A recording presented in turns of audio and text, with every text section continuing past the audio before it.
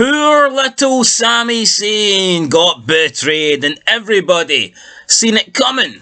Apart from him. Welcome back, guys, to Fog Wrestling for your WWE Monday Night Raw review for the 6th of March 2023. It's beginning to feel real. We've not got many Raws left until WrestleMania. I believe this is the 4th last Raw, so only 3 more Raws before we get to WrestleMania 39. We got one more match confirmed on tonight's show. I believe at least one more match. Maybe there was 2. Honestly, can't quite remember. No, there was 2. I'm lying. There definitely was 2 matches confirmed tonight, so we'll talk about them when we get to it in the review. But, I mean, overall, I thought this Raw, it was okay. Wasn't great, but it was just okay. So with that said, we'll start with the beginning of Raw. Kevin Owens taking on Solo Sikoa. I kind of knew this one was going to end in some controversy, and it did. Kevin Owens looked like he could potentially win. 1, 2, attacked by Jimmy. So this causes a disqualification. It's a 2-on-1 beatdown. Obviously, Kevin Owens can't deal with the numbers. So Solo Sikoa's about to do a big splash through the announce table. Out comes a hooded Sami Zayn. He attacks Jimmy. He attacks Solo. He fends off the bloodline from his one-time former best friend, Kevin. I say one-time former best friend. He's about a 16-time best friend, man. These two have fallen out so many times over the years. Sami Zayn offers Kevin Owens a hand to help him up, and Kevin Owens refuses it and just rolls out the ring. So Sami's trying, I guess, to get in Kevin Owens' good books here, but Kevin Owens isn't interested. We then got Bobby Lashley, a little backstage promo. This was about 20 seconds at the most. Bobby Lashley just says that, you know, what does it have to take for Bray Wyatt to face him like a man? He thought by going to SmackDown, his show, Bray would take him on, face-to-face, but he sent some man with a mask to do his dirty work. Honestly, I'm not feeling this Bobby Lashley-Bray Wyatt feud. I don't think it's going to get any better either. I mean, I like Bobby Lashley. I just don't think he suits being in a feud with Bray Wyatt. And as for Bray Wyatt, I mean, probably one of the most disappointing returns I can ever remember. Guys came back, and he's literally done nothing. You know, we were told, oh, he's going to be so good now with Triple H in charge. He's going to have this new gimmick. He's going to do his own new thing. And his new thing has been absolutely garbage, man. The guy's been back, what, about maybe 3 or 4 months now? Maybe, yeah, probably about 3 or 4 months. Maybe even longer. Who knows? Honestly, can't remember. But it's been very forgetful. A lot of it's been boring. A lot of it's been drawn out. And if you don't like this, people will say, well, you've just got no patience. You need to, like, you know, have a little patience and wait till the storyline gets where it's going. Triple H likes to build things up. There's building things up, and then there's just stuff that's going absolutely nowhere. This Bray Wyatt stuff is going nowhere. It's boring. Not a lot of it makes sense. 1 minute, Bray Wyatt, Alexa Bliss is seeing things, and you think Alexa Bliss is going to rejoin with Bray, and then you don't see Alexa for 4 weeks. You know, 1 minute, you've got Bray going against Uncle Howdy, then the next minute they're together. No reason why. You know, it just is garbage, man. It is. 1 minute you've got Bray, he's leaving the past behind him, but then he's gone back to the Fiend character, then he's gone back to Mr. Firefly Funhouse, then he's bringing back the puppets, and then you don't see the puppets again. You know, it's all just garbage. I honestly don't think they know what direction they're going in, but I tell you what, when he comes on screen, there's one direction I'm going to, and that's to power off the TV because the guy sucks. Anyway, let's move on. We had Carmilla taking on Bianca Belair. Bianca Belair wins the match to no surprise, and then as soon as she wins the match, she's got one hand like holding her eye as if she's selling an eye injury, and then the other hand she automatically straight away just grabs her ponytail and starts swinging it. Like, I fucking hate this bitch, honestly, man. What is her obsession with swinging her ponytail?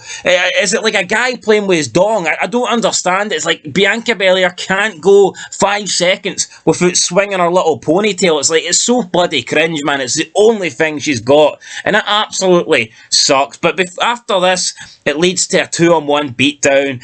We have Chelsea Green and Carmilla beating down Bianca Belair. Then Asuka comes out in high heels, walking very slow to the ring. This looked awkward. And you know what? Asuka just looks old. And I get it. Triple H is a big fan of Asuka. She's probably going to win the title. Maybe she deserves one more run, but I think this should be her last run because she does look old. I know she's like, 40, 41, 42, but she's looking older now. And people say she's one of the best strikers in wrestling. Honestly, I think her strikes look very sloppy. A lot of the times you'll see her do these back elbows and kicks, and like half of them don't even connect. So, and I get it, you know, it's wrestling, we don't really want to connect, you're not really trying to kill your opponent, but at the same time, it's like, Jesus Christ, a lot of her strikes look fake, but people say she's the best striker, you know, in wrestling. Bullshit. Anyway, we move on. Kevin Owens meets up with Sami Zayn backstage. Sami Zayn basically says, Kev, you were right. I know I'm not blood. I just didn't see it. Kevin Owens says he's not interested. Sami Zayn says, look, we don't have to team up, but, you know, not one of us can take down the Bloodline together. He knows the numbers that the Bloodline have, and Kevin Owens says he doesn't care. He wants to do it by himself. He doesn't want to do it with Sami Zayn. So, I mean, I like what they're doing here with Kevin Owens and Sami Zayn, I guess, rather than just making up straight away. Like, let's be honest, right? Now, people think the Bloodline story's, like, boring. Let's say, for example, this Kevin Owens, Sami Zayn thing, right? It might be getting dragged out, and we probably all know that it's going to lead to Sami Zayn and Kevin Owens reuniting at one point. But at least, you know, at least you can see the direction they're going. At least you can see it's working. It's like, you look at the Bray Wyatt stuff and like, what are they fucking doing with Bray? They're doing absolutely nothing. At least with Sami Zayn and Kevin Owens, it kind of makes sense. You know, you can see that Kevin Owens is obviously still hurt. He's betrayed. But, like, at least this is leading to somewhere. It's like a slow build, but eventually you do see the two of them getting back together. I mean, what's happening with Bray Wyatt? I see absolutely nothing happening with Bray Wyatt. We then got Logan Paul and Seth Rollins, I believe. I don't know if this was Miz TV or Miz was just in the ring for whatever reason. Logan Paul brags about how he's good at this and how he's better than this at Seth Rollins. Logan Paul says he's just here and he's had a better year than Seth Rollins has. He says he's on the way in, Seth's on the way out. He brags about how good he is at being a WWE superstar. Look, it's not that he's bad. You know, he can talk. He talks better than most of the roster. He wrestles better, let's be fucking honest, than a lot of the roster. But it's just the fact he's a celebrity. At the end of the day, there's no mystique. You know, there's like... Wrestling always had this, like, aura of you had wrestlers and they were big, like, fucking big, cool guys, whereas we know Logan Paul, he's just a fucking knob off YouTube at the end of the day. So, I mean, I'm not criticising his work, but I don't like celebrities coming into wrestling, man. I'm just not a big fan of it. And we all know Logan Paul. I mean, you know, he's a guy that buys Pokemon cards. He's a guy that films dead bodies in Japan. I mean, that's what Logan Paul is. And I'm not criticising his actual work, but it's like, you know, there's no mistake around Logan Paul. I kind of feel like we always talk about how in wrestling nowadays it's like, you know, they kind of let like the fans in. It's like the fanboys went to wrestling schools and now anyone can become a wrestler. And I feel that's kind of the same way with Logan Paul. You know, when Logan Paul's wrestling, if he becomes a wrestler, you're thinking, well, why can't somebody else who's popular on YouTube join wrestling? Or, you know, why can't another celebrity just join wrestling just because they've got numbers? You know, I just don't really like this idea of, you know, lots of celebrities getting in to the wrestling business. Again, it's nothing to do with Logan Paul and his work. I think he's got charisma, obviously. He's good on the mic and he's good in the ring as well, very agile. But yeah, nah, for me, I liked it when like wrestlers were wrestlers back in the day. But I get it, we're in a new era now, that generation's gone. But, you know, whatever. Then we got Omos versus Dolph Ziggler. Look, I've had a lot over the years. The Dolph Ziggler fanboys have been crying about Dolph, and, you know, it does get boring. People saying, oh, Dolph Ziggler, he's as good as HBK and all this stuff. You know, he's better than HBK. Dolph Ziggler deserves a push. Dolph Ziggler deserves to be champion. You know, the fanboys are a bit annoying, but let's be honest. If you look back at Dolph Ziggler's career, WWE have done him dirty. Dolph Ziggler is a pretty good worker. You know, he could have had a much better career than he did. And you look at him now and he's just jobbing out, man. He is the definition of a jobber. You think maybe he would have benefited from leaving the WWE for a prolonged period of time, you know, like Cody Rhodes did, like Drew McIntyre did. They were in a bad position on the card. They were basically like getting made fun of, you know, they did kind of like jobber status, but then they left, they rebuilt themselves and then they came back. I think maybe Dolph should have done that, but instead he's kind of always just been there. You know, he'll disappear for like 3 months, then he'll come back and he'll be in an even lower position in the card than he was before he left. So yeah, Dolph Ziggler, he could have had a better career than he's had. I'll give him that. Almost beats him in like 10 fucking seconds. Bit of a joke.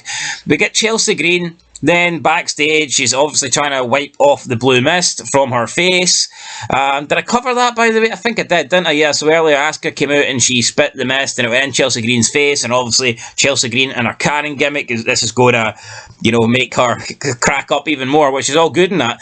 She bumps into Brian Saxton, and Brian Saxton tells her that next week she will be taking on the Raw Women's Champion, Bianca Belair, and then Carmilla screams, loses control, and storms off. Now, this could just be a minor thing, but for me, if I was in charge, I would have had Brian Saxton tell her about the match, and then maybe have Chelsea Green, you know, like kind of smile about it and ask, is it for the title? And then Brian Saxton says no, and then that makes Chelsea Green, you know, freak out and start going crazy. Because let's be honest, last week when Carmilla got a shot at the champion, she was delighted to be facing Bianca Belair. So why didn't they kind of keep the same energy with Chelsea Green? Because Chelsea Green last week was delighted for Carmella, but this week when she gets put in a match, you know, she's freaking out. So again, I thought it would have just been better if she maybe, you know, believed she was getting a title shot, then it turned out she wasn't. I don't know why she's freaking out about the fact she has to face Bianca Belair. Didn't make a lot of sense to me. Then we got the Miz and Maurice with like a WrestleMania going Hollywood. It was like a wee vignette. Miz is talking about they slap hands, they shake hands, whatever. Miz says, I don't go so hard, this is my mic hand. And then he's on about, you know, I've got a massive role at WrestleMania, being the WrestleMania host. Then Maurice grabs him by the balls and says, is your hosting role as massive as these? And then he goes, almost. And it's like, you know, it just seems like more female fucking dominating men shite. But I mean, whatever, I guess they're putting over the fact Miz has massive nuts. I mean, the vignette wasn't horrible, but I don't know, it wasn't that great. It was okay though. Then we got Piper Niven taking on Nikki Cross. Piper Niven is honestly disgusting, man. Why is she even on the TV screen? Oh, seriously, a quick squash match, but this is probably where Raw loses about 10 million viewers, because you just look at her, she's disgusting. She should be losing weight, you know, she is fucking morbidly obese. It's not like she's got like, oh, she hasn't got curves, she's got big fucking balls of fat, honestly. She beats Nikki Cross, but still, I can't believe this. Just shows you how bad wrestling is these days, that someone that looks like that can actually, you know, get on TV. And she's picked up a lot of wins. And I know she changed her name for Doudrop to Piper Niven, but why didn't they change the theme song as well? She's still got like the old Doudrop theme song, which makes no sense to me, but whatever. Piper Niven beats Nikki Cross. Then we get Cena versus Austin Theory. We get the promo. Austin Theory wants to challenge Cena at WrestleMania. Cena doesn't really accept it first. Theory makes a reference to him being bald. Cena says, look, I'd rather be bald than having to get, you know, crowd audio pumped in for you. And then Cena's like, I can go and, like, you know, get a hair transplant, but you always suck. And it's like, Cena's good at these promos, but at the same time, he's like breaking kayfabe. He's like acknowledging that WWE pipe in like crowd chants, and it is a bit lame. But if Cena then eventually says, you know what, I was saying no to protect you, but now the crowd want me to face you, you've made the biggest mistake of your life, and at WrestleMania it's on. So basically at WrestleMania we're getting Cena versus Theory. Then we got Chad Gable versus Corbin, and this is honestly how you know Baron Corbin is an absolute fucking bum. He lost to Chad Gable. Chad Gable doesn't beat anybody, but tonight he beats Baron Corbin. So yeah, Baron Corbin, I mean, at this stage he may as well get future endeavoured. I mean, we thought Dolph Ziggler was a jobber, but that Baron Corbin is even worse than this, man. Honestly, two guys that probably need to leave WWE and go elsewhere. if we're being honest. Then we got Finn Balor versus Johnny Gargano. A lot of jobber matches. I mean, just look at the last 3 matches here that we've spoken about.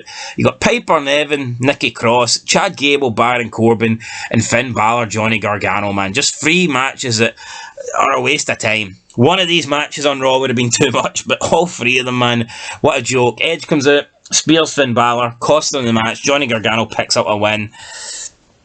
Not very good. Then we relive the Cody Rhodes and Roman Reigns face-to-face on SmackDown. The reason we do this is because Roman Reigns is a part-time champion and he can't be bothered showing up tonight. How lame is that? How lame is it that they need to show us replays from SmackDown because Roman Reigns can't even show up to Raw? You know, we're on WrestleMania season and this fucking overrated bum, this boring bloodline, head of the table, tribal chief bastard can't even be bothered to show up. I mean, what is it? Honest to God. Like, what the hell? What's he done? What has Roman Reigns done to earn a part-time status? You know, Rock, part-time, fair enough. John Cena, part-time, fair enough. But Roman Reigns, what's his excuse? It's not like he's shooting loads of fucking movies. It's not like he's this massive bloody celebrity. Why has Roman Reigns got a part-time schedule? Someone let me know. Then we got Trish and... Trish came out, congratulated Lita, said she'll always have her back. Lita spoke about how she got the opportunity to make history. Then Bayley came out and she says that Trish and Lita were the reason these 3 got in the ring, and now they're literally the reason these 3 got in the ring, because obviously she was alluding to the fact that they cost them the tag team titles. Then Trish reminded Bayley that she can go from retired to, you know, used to be retired very quickly. And then the match gets made for WrestleMania. So it's going to be Becky Lynch, Lita, and Trish versus Damage Control. So 3 matches getting made official tonight. Logan Paul, Seth Rollins, Cena, Austin Theory, and Damage Control versus Becky, Lita, and Trish. Then we're getting a little brawl to end it. It wasn't great. Elias was backstage talking to Boogs. And again, 2 boring guys. Elias is better than Boogs, but honestly, man, the guys went nowhere for like 3 years. When he first came onto the scene, he was pretty entertaining, but the guys went nowhere. And next week, I guess we're getting Bronson Reed versus Elias. But again, does anybody care? Bronson Reed, just some big fucking fat guy that's going nowhere. But Triple H is going to push him because he used to be in NXT. How lame. And then in the main event, we get Sami Zayn taking on Jey Uso. Sami Zayn picks up the win with a roll-up. Then Jey Uso gets into the ring. He looks at... Jey gets into the ring, sorry. He looks at Jimmy, kind of like fist pumps him on the chest and then walks past him. Walks outside and he starts hugging Sami Zayn and he's embracing Sami Zayn and looks like Jey has chosen Sami Zayn, but then boom, super kick like Shawn Michaels used to do, knocks Sami Zayn out, super kick out of nowhere. Then Jey's grabbing Sami Zayn by the hair and he's screaming in his face like, "You think I choose you?" And of course he wouldn't choose you. Honestly, man, why is Sami Zayn so dumb? Did he honestly believe that Jey was going to turn his back on the bloodline? Jey was just going to forfeit the tag titles and choose Sami Zayn? He thought he was just going to, leave his family behind and choose Sami Zayn, the guy that he hated from day one in the bloodline. Look, I appreciate storylines like this. When anything where it's like a mystery and you don't know what's going to happen, it's pretty good. It's like, who ran over Austin? That was good. Even something like, who's Kurt Angle's son? Something like that was good. Who's McMahon's son? That was good. I remember Enzo got attacked, and for weeks and months, Cass was trying to find out, who attacked Enzo. Things like that are pretty good, but the problem with this is, we all knew that Jey Uso was obviously going to choose the bloodline and attack Sami Zayn. I get it, maybe with all these news sites nowadays in wrestling, it's hard to have any sort of, a mystery to it, unique mystique or whatever, but we just knew that Jey Uso was going to attack Sami Zayn and choose the bloodline. It is his blood after all. So yeah, we can't really blame Jey Uso for doing that.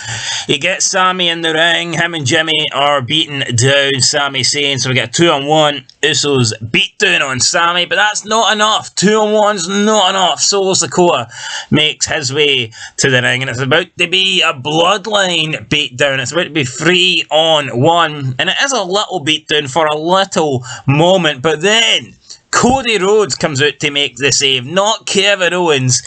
Sami Zayn chose earlier to save Kevin Owens. Kevin Owens decided not to bother helping Sami Zayn. So it was Cody Rhodes who came out. He made the save. He put himself between Sami Zayn and the Bloodline. And the Bloodline backed off. So, yeah, there you go. Cody Rhodes comes out, makes the save.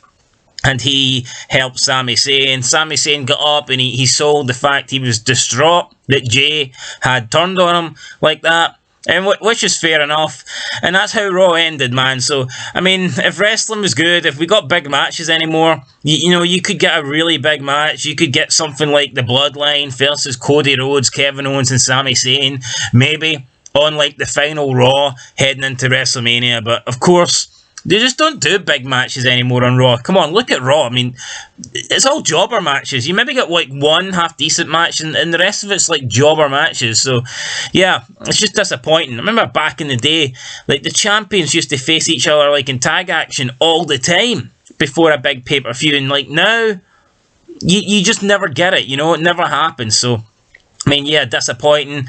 Even like Elimination Chamber, for example, if there was 6 people in the Elimination Chamber, before the Chamber pay-per-view, you could have maybe got a 6-man tag, you know, 3 versus 3 the night before. But like I said, wrestling, they just don't do that anymore. You never get any big matches, so we probably won't get much heading into WrestleMania. I do think Sami Zayn and Kevin Owens will reunite, but it wasn't this week. Maybe it will be next week. But yeah, I guess the train now moves on. We've got SmackDown on Friday night. Can Roman Reigns be bothered to show up? It'll be interesting. Another thing is, Roman Reigns said last week on SmackDown he was going to hold Jimmy responsible if Jey didn't show up. And that's tonight's just kind of blown that away, because now that Jey has showed up, Jimmy's been basically let off the hook. So they kind of teased something last Friday on SmackDown. It looks like they're not going to follow through with it. But whatever, we'll see on SmackDown. As for Raw, it wasn't a bad show. You know what, I'll give it a 4 out of 10. I mean, the Bloodline, Sami Zayn stuff, Kevin Owens, I mean, it wasn't bad. The Logan Paul, Seth Rollins promo, the Austin Theory, John Cena promo, I mean, the promos were okay, but a lot of the matches, man, were fucking crap, let's be honest. Jobber matches all around. So yeah, you know what, I'm changing my mind. I'm going to give it a 3. I'll give it a 3. Like I said, a lot of jobber matches. Too many jobber matches to be exact. Anyway, guys, that's it. I'll catch you in the next one. Let us know your thoughts down below. Anyway, that's it. Leave a like, comment, subscribe, and I'll see you later. Peace.